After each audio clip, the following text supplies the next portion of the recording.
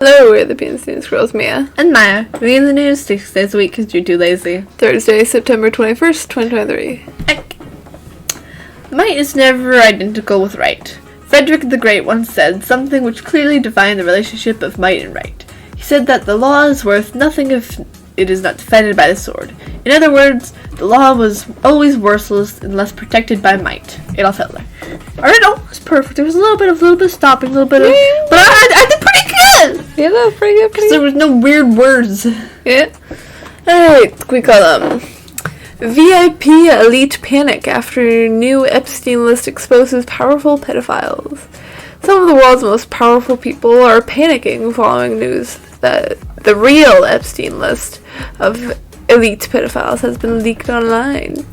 As Biden's DOJ continues to block the client list of Epstein, investigators have released new names of VIP pedophiles connected to the child sex trafficker. Okay. Fetterman presides over Senate in shorts. Calls GOP... What is that? I don't know. I don't want to say it unless I know what it means. What does that mean? Yeah, let's see. What does that mean? Okay, so it just means they're a jerk. That is the weirdest word I've ever seen for jerk. Okay, so it calls them jerks. Says he'll wear a suit if votes go his way. Fetterman seems to be trying to rack up embarrassment points. It was bad enough that he had so little regard for the Senate or serving the American people that he couldn't be bothered to wear pants, let alone work attire, that he walked around in hoodies and gym shorts. Then the Senate passed rules doing away with dress codes simply to accommodate his... How do you say that? Recalcitrance? Whatever that means. No idea. That. Schumer's cave on military nominations shows his attacks on Tuberville were always political. Senate Majority Leader Chuck Schumer filed cloture on a series of military nominations on Wednesday, all but admitting he's had the power to do so in spite of his attacks against Alabama Senator Tommy Tuberville over the latter's protest of the Pentagon's abortion policy. I'm sorry, but Tommy Tuberville? Sounds like that'd be a name in a child's show. Tommy Tuberville. Put that on Sesame Street. Yeah. Tommy Tuberville. Okay. A.G. Garland invokes Holocaust to defend his policies of persecuting, indicting, and imprisoning his political opponents. Garland also invoked the Holocaust to dodge a question from the New Jersey Rep. Jeff Van Drew on his FBI/DOJ targeting traditional Catholics as violent extremists and suggesting his Jewish heritage means he's incapable of wrongdoing. Wow, imagine being like, I'm a Jew so I can't do anything wrong. Bro.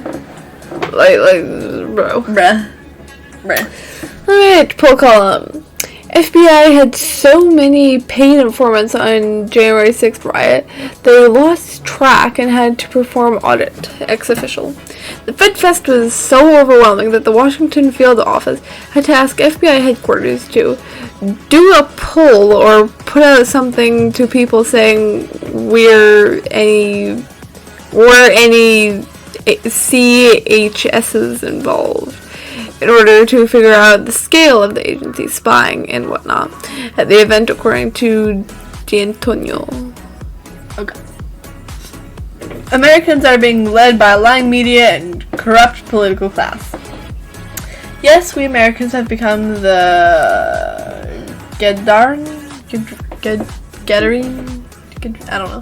swine and are plummeting to our death as a people, driven by demons released by the folks we have unfortunately come to accept as our leaders.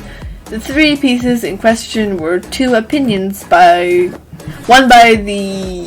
Is that inevitable? Yep. Inevitable Tom Friedman, entitled "A Trip to Ukraine Clarified the Stakes and They're Huge." The other featured a piece written by the newspaper editorial board entitled "How to Support Ukraine Beyond the Next Election." The third article was a news report entitled "As President, Biden sees broader war powers than he did as a senator. The president says he can direct limited military operations without lawmakers' approval." Dishonest WAPO reporter caught completely off guard during recorded call with Dave Portnoy. When Barstool Sports funder Dave Portnoy discovered the Washington Post's Emily Heel had contacted his advisors and labeled him as a person with a history of misogynistic comments, he took matters into his own hands and called her. Portnoy posted the 11-minute confrontation in its entirety on Twitter. Heel initially lied, saying she didn't characterize Portnoy as a misogynistic racist before being confronted with her own words. General Motors lays off 2,000 workers at Kansas assembly plant after workers at facility in Detroit went on strike because there is no work. As UAW president threatens that more people will walk off the job by Friday if demands are not met. And that was the title! Pretty long. Yeah. GM also said it would not provide supplemental unemployment. I just got it. Unemployment benefits due to the specific circumstances of this situation. Canada sends his pastor to prison for protesting coronavirus lockdowns. A court in Alberta, Canada, sentenced Pastor Arthur Polowiecki on Monday to 60 days in prison for a speech to Freedom Convoy truckers in February 2022, in which he supported their protests against repressive lockdown, vaccine, and other mandates related to the Wuhan coronavirus pandemic. Okay. American trans Sarah Ashton Cirillo suspended as Ukraine's spokesperson and under investigation for issuing death threats against Russian propagandists. Sarah Ashton Cirillo I can only see a Cirillo, a U.S. transgender soldier serving as an English-speaking spokesperson for Ukraine, has been suspended from his duties as a spokesperson for the Territorial Defense Forces of the Armed Forces of Ukraine. Azerbaijan, announces counter-terrorism measures in disputed region. The Azerbaijani military has launched counter-terrorism measures of a local nature in the disputed region of Nagorno-Karabakh. It said in a statement on Tuesday the operation was touted as a way to thwart large-scale provocations by the Armenian side. Monkey column. Blue on blue. New York City Mayor Eric Adams tells Biden to visit migrant hotel. To see the impact of illegal immigration on New York City, Adams told NY1 News that Biden ought to visit the Roosevelt Hotel, which serves as a welcome center for thousands of border crossers and illegal aliens that continue arriving weekly to the sanctuary jurisdiction.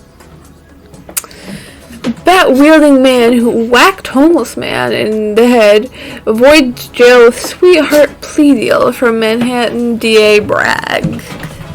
A bat-wielding man caught on camera whacking a homeless person in the head during a shocking attack on a city street will avoid jail time under a sweetheart plea deal with the Manhattan District Attorney's Office, the Post has learned. That was literally just the text. Yep. Anyway. Manhunt is launched for murder suspect Kevin Mason, accidentally released from jail in Indiana as cops keep the error a secret for 6 days. Kevin Mason, 28, was arrested on September 11th after more than 2 years on the run for allegedly shooting a man at a funeral in Minneapolis, Minnesota. But just 2 days later, Mason walked free from the adult detention center in Indianapolis after a critical, how do you say that? Celerical? I don't know. Error saw him earmarked for release. Libya seeks cooperation with the U.S. to reduce impact of floods. Libya on Wednesday underlined the importance of cooperation with the United States to reduce the impact of the deadly floods that killed thousands in the North African country, Anadolu agency reports. Okay. Working it all. The end of fair trials thanks to racial polarization. Is that how you say that? Yeah, I think so. A horrifying story from a major trial in Florida where a 1.3 billion tax fraud trail is what? Foundering? How do you say that? Where? Foundering? Foundering, yeah. What does that mean? Bro, I don't know. Foundering illustrates the degree to which racial polarization is dissolving civil society and destroying the justice system. David Vorikos of Bloomberg reports in a paywalled story. Asylum seekers should have right to vote after only 6 months' stay on German soil, says far-left Interior Minister. With Germany's left-wing government sinking in the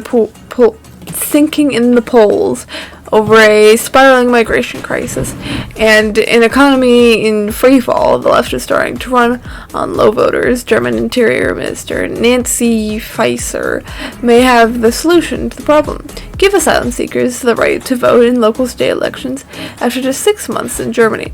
The program, if implemented, would translate into millions of new voters overnight. Okay. Lok Sabha passes women's quota bill. 454 MPs vote in favor, 2 against. In a historic move, the Lok Sabha on Wednesday passed a bill to ensure reservation of 33% seats for women in Lok Sabha and state legislative assemblies, while as many as 454 MPs voted in favor of the bill, 2 members voted against it.